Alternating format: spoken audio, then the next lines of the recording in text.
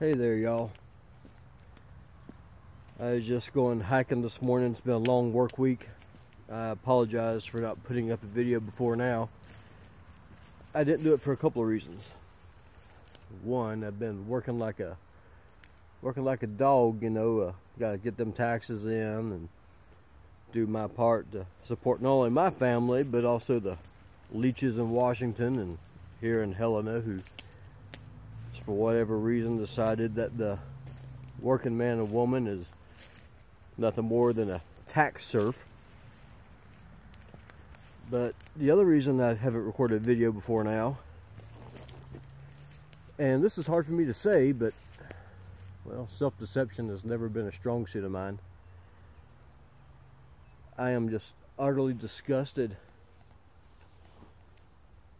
I am completely disgusted with my kin in the South right now. You know, in New Orleans, the city government there has gone complete ISIS. And what I mean by that, they are destroying historical monuments, statues, and no one except for one brave black woman has said anything about it down there. This is pathetic. You know, time and time again, people point and say, somebody ought to do something. Somebody should do something. Well, guess the hell what? You're a somebody. Get off your ass. If you're a Southerner like I am, let me tell you something, and what I'm about to tell you is not popular. It ain't going to make you any friends, but you know what? This ain't the time to make friends. This is the time for some good hard truth, and I'm going to give it to you right now. Dixie is dying. It is being murdered slowly in front of your eyes by the doctrine of political correctness.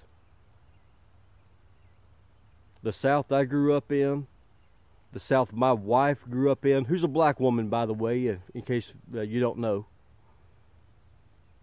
It's being slowly murdered by political correctness and indoctrination. And here's what's so sad about it. You're letting it happen. Where are the marches that are being planned to protest this in Alabama, in Florida, the Carolinas, Virginia? The Virginia flaggers are the only people I know of who've taken a stand. Who else? Sons of Confederate Veterans, they're trying. How about you?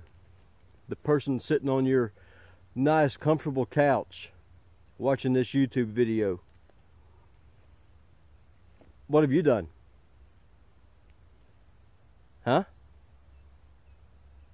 I'm not asking you to go out and get into some street fight with a bunch of Antifa thugs. I'm not asking you to risk your life. I'm not asking you to risk life or limb. I'm asking you to stand the hell up. Stand for something. Our forefathers in the American Revolution and again in the war between the states fought for what they believed was right. They risked everything. They risked it all. And let me tell you something. The reason why people in the South should remember what happened and why the whole thing of get over it, you lost the war, should never be forgotten, it'd be akin to asking a Jew to forget the Holocaust. Read what Sherman did on his march to the sea. Read what he did in Georgia, in South Carolina. Read what the Bluecoats did when they ravaged the South. It's the same damn thing. But here's the difference. our forefathers had the guts to go and pick up a musket or a rifle and go and defend their homes, defend their honor, defend their virtue. And you sit on your ass because you're afraid of being called a racist?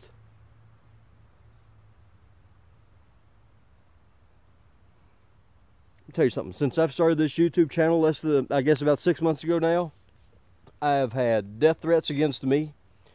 I've had people who have threatened to find out where I live here in Montana and come and kill my family. You know something? There are things that are worth standing up for. There are things that are worth paying a price for, and there are things that are worth getting uncomfortable over.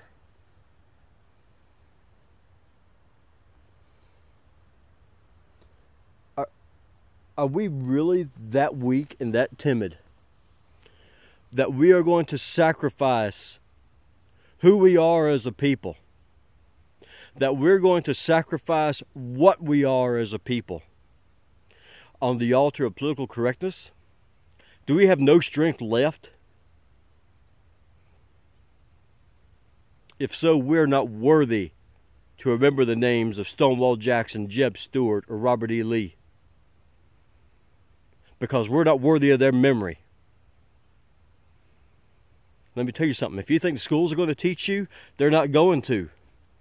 Here in Montana, my little girl, she's learned all kinds of things about Rosa Parks.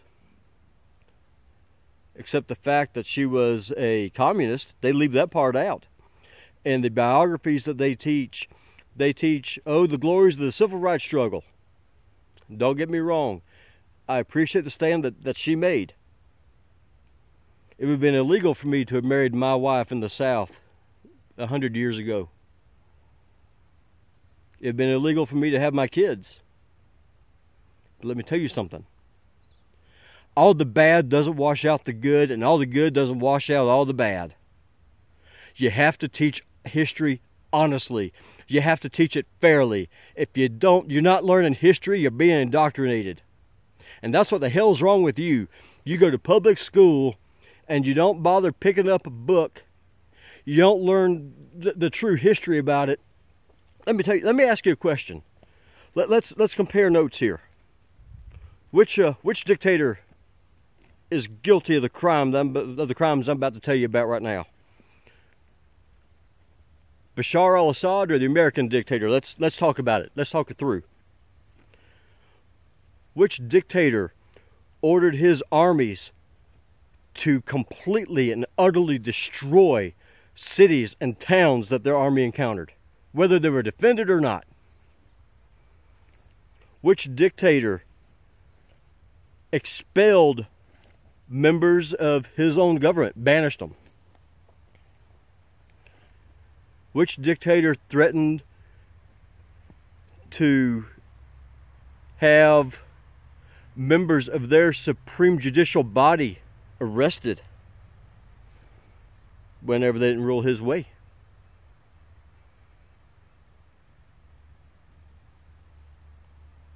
Do I know who it was? It was Abe Lincoln. It wasn't Assad. But you don't know that because you read these books that deify that man when there's nothing to deify him about him. He declared war on his own people.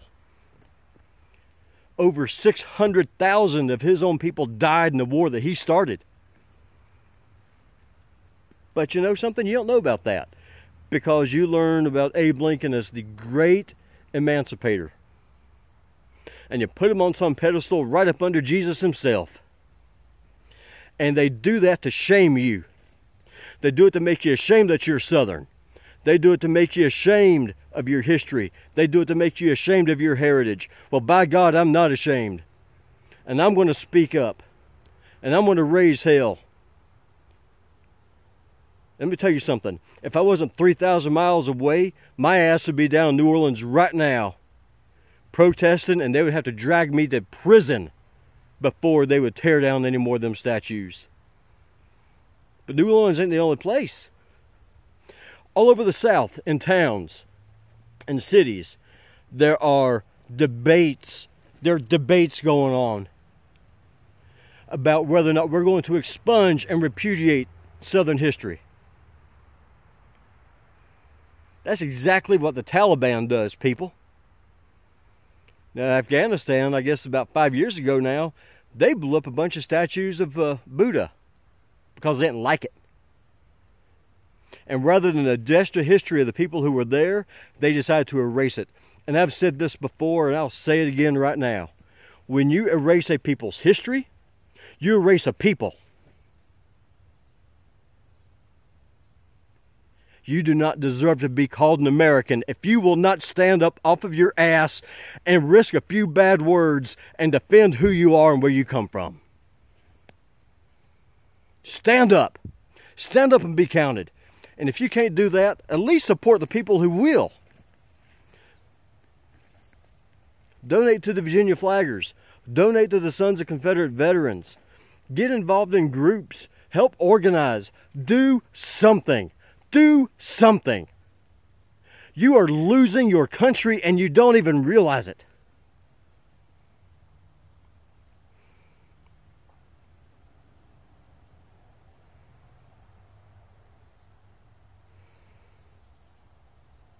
I'm going to close with this.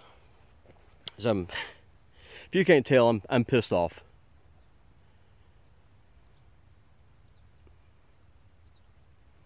My Confederate forefathers, they would march miles on starvation rations with single-shot muskets, with no shoes, wearing rags, fighting a battle they knew that they could not win because honor demanded it. You don't have to do any of that. You can stay in your air-conditioned house. You can watch TV. You have all the comforts that modern-day America offers you, at least while it lasts. All you have to do is raise your voice. Teach your kids. Teach your kids true history. Teach them not to be ashamed of who they are. Teach them not to be ashamed of what they are. Go to school board meetings. Raise your voices in opposition. Fight back against this political correct mantra that literally is a second burning of the South. It's not with flames. That'd be too dramatic. It's with the "you're a racist" mantra. That's all it is, folks. It's just words. It's just words. And whether or not the South lives or dies, that's going to depend on you.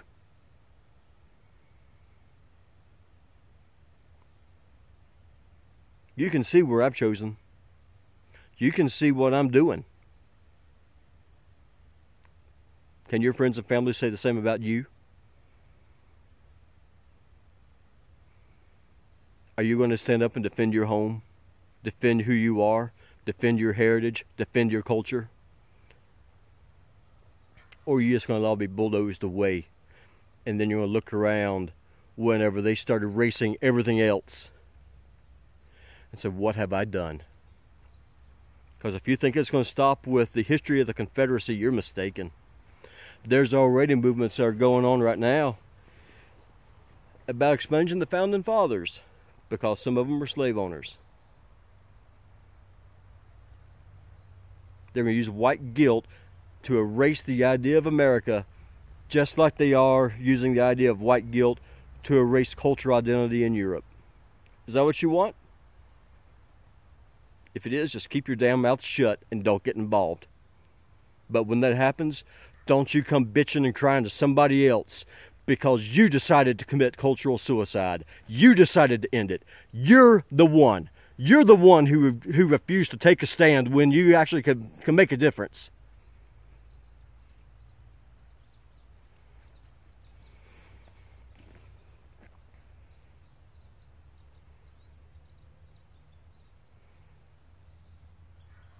True sons and daughters of the South, join me and get involved. Save your heritage. Save your history.